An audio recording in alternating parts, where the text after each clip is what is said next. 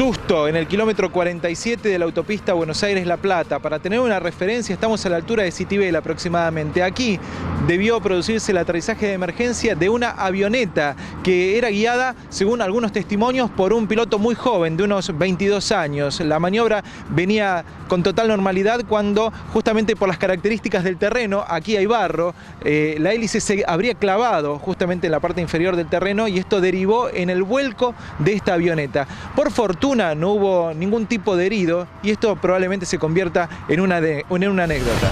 Es un fallo que desilusiona, pero en realidad toda la causa es compleja. Toda la causa es compleja. Veremos por qué finalmente la justicia terminó decidiendo esto. Los delitos eran 4 en este caso. En un principio era un hecho que tenía que ver con una secuencia que involucraban lesiones y privación ilegítima de la libertad. En otro caso era un hecho que nosotros considerábamos que era de lesiones leves, que era el corrimiento de la mandíbula que le había producido Maldonado por una paliza, como decían los testigos, que le había dado Maldonado a Mariana. En otro caso tenía que ver con amenazas calificadas y en otro caso tenía que ver con daños que le había producido en sus pertenencias, en cosas que tenían que ver con ella y con sus hijos. De esos 4 hechos, solamente se lo condenó en relación a la primera secuencia, esto es las lesiones y la privación ilegítima de la libertad, pero combinadas de una manera particular, y en relación a esos hechos se utilizó el mínimo de la escala legal previsto en el Código Penal y llegar a la condena de justamente 3 años de prisión. Probablemente si alguien buscase un lugar para instalar un negocio y sentirse seguro, lo haría tal vez en el lugar más cercano a una comisaría. Y más aún, en un lugar cercano al espacio donde se coordina el funcionamiento de las comisarías. Y sumamos algo más, a la vuelta de la Dirección Departamental de Investigaciones, en donde se investigan los delitos, algunos de ellos complejos. Bueno, parece ser que nada de eso alcanzó para este comerciante, que justamente tiene su local frente a la Jefatura Departamental La Plata, en 12 entre 60 y 61. Delincuentes destrozaron una puerta de blindex, ingresaron, se llevaron algunos elementos de valor. Lo cierto es que ya no queda sensación de seguridad en ningún lugar. Y rompieron la puerta de blindex en algún momento de la madrugada, nos enteramos cuando vinimos a la mañana. Se robaron unas pocas prendas que había en un exhibidor detrás de la puerta, pues no pasaron adentro del local. Fue hasta ahí. Por lo menos llama la atención que el robo haya sido acá, ¿no? Estamos enfrente de la departamental, a la vuelta de la DDI. Justamente, estamos en una zona que no suelen pasar estas cosas y llama la atención que pase algo así. Sigue el panorama igualmente que hasta hace unos días, con los telegramas invitando hoy a la firma de este acta acuerdo, que es como una especie de retiro voluntario. Por supuesto por las necesidades diferentes y la premura de algunos compañeros de trabajo que el mes que viene tienen que pagar el alquiler, darle de comer a sus hijos y demás. Muchos de ellos van a firmar, otros no, y vamos a seguir dando la pelea. Pero bueno, hoy un poco en este ámbito de esta firma, de este acta acuerdo, es que nosotros vamos a repudiar los despidos, que de alguna manera son despidos encubiertos, pero son despidos al fin, y vamos a seguir peleando por nuestra reincorporación como trabajadores del Estado que somos y que asumimos como un derecho adquirido con el convenio firmado el año pasado. Si bien el tema del boleto educativo es un tema muy importante, muy sentido por los estudiantes, porque es una ley que se aprobó hace casi un año y que sin embargo no se avanza en la implementación y por el contrario el boleto aumenta y cada vez más estudiantes necesitan este derecho. Además del tema del boleto hay una serie, por lo menos nosotros venimos viendo una serie de ataques a la educación pública que se vieron desde las cuestiones de las paritarias, por ejemplo, la paritaria de los no docentes todavía sigue abierta, pero la de los auxiliares de educación se roba en un 15%, que es realmente muy bajo. Vimos que el tarifazo impactó muy fuertemente no solo en el bolsillo de los estudiantes, sino en las universidades también, que el presupuesto no les alcanza lo que solo la partida para gasto de funcionamiento para seguir funcionando normalmente y que muchas universidades tuvieron que hacer recortes. Sabemos una serie de ataques a la educación pública, con lo cual esta marcha, si bien hace fuerza en el eje del boleto, la planteamos en defensa de la educación pública en general, porque entendemos que hay una serie de cuestiones además del boleto que hay que salir a defender.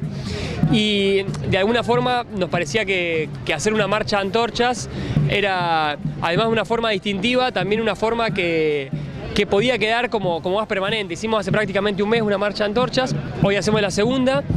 Y un poco la apuesta es a sostener este esquema de marcha de antorchas, por lo menos mientras siga la alerta educativa, mientras sigan estos ataques, por lo menos una vez por mes, seguir y que esto sea una cita obligada en defensa de la educación pública. Ayer se hizo en la ciudad, en la localidad del Dique, en conjunto con la policía comunal, llevado a la práctica después de una semana extensiva de lo que son de capacitaciones, llevándolo a la práctica en conjunto también con el juzgado de falta, también prefectura, así que sí, venimos haciéndolo. Digo, como yo siempre hago hincapié en lo mismo, no es una cuestión, digamos, por recaudar o de controlar un control exhaustivo, sino también es un impacto visual. Digo, porque en ese control que nosotros paramos en una determinada cantidad de tiempo, se triplica o se cuadriplica, digamos, el impacto en la gente que pasa y ve ese operativo. Así que la idea, como siempre, es prevenir, ¿no es cierto? Digo, y no ser, digamos, la cuestión de los secuestros. Ella realmente lamentó muchísimo esta circunstancia, ya está haciendo todos los trámites para hacer la devolución, pero bueno, está encaminado y está resuelto. Ella está realmente muy lamentando esta situación porque sabe que es algo que no corresponde. En estos tiempos donde la política se ve manchada muchas veces por circunstancias que son poco claras, ¿no le molestó esta situación? Y molesta, pero es también algo que tenemos que revalorizar, la política, ¿no es cierto? Y creo que hay hechos como lo que estamos viviendo ahora últimamente con las cuestiones del kirchnerismo y de lo que ha sido López y ese desfalco que han hecho a la nación entera. Creo que todo eso le hace daño a la política. Creo que ninguna cuestión es justificable y tenemos que nosotros los políticos revalorizar la política como instrumento de transformación de la sociedad. Mandan a hacer un congelamiento vacante de los trabajadores de la ley 10.430 con algunas excepciones. Estos congelamientos vacantes genera en las distintas jurisdicciones de la administración pública, primero el gran problema de un montón de expedientes que están tramitando, ya sean estos expedientes de pases a planta, de temporario, personal temporario a planta permanente, o en el caso, por ejemplo, de salud, que tenemos cerca de 5.200 más o menos personal becario, que iniciaron ya su proceso de pase a planta, es decir, su expediente. El decreto dice que todos aquellos que iniciaron todo este tipo de proceso de designación tienen que volver a su jurisdicción, a la jurisdicción de origen y quedarse ahí hasta que el vencimiento de este decreto. Este es un decreto que tendría una vigencia de un año, prorrogable por un año más. Imagínate el cuadro de citación que estaríamos viviendo no solamente los trabajadores de la salud, sino también los trabajadores de la administración pública en general, que ven, primero y principal, que todo su expediente iniciado de proceso de planta estaría retrotrayéndose a su origen como si no lo hubieran iniciado. Tener los autos enfrente de la catedral, la verdad que es impresionante, está muy bueno. Y desde mi parte hoy corro con un Chevrolet también del 122 en el TC Pista Moura, así que a todos hinchar por el Chevrolet. ¿Cómo es esto de correr siendo tan chiquito? La verdad que un sueño, ¿no? Como repito siempre, estoy viviendo un sueño y tratando de aprovechar minuto a minuto lo que me permite hacer. La verdad que muy contento y por suerte lo estamos haciendo bien, así que... Va a ser un lindo fin de semana climáticamente por lo que dicen, así que esperemos que la gente vaya y lo pueda disfrutar un lindo fin de semana de automovilismo.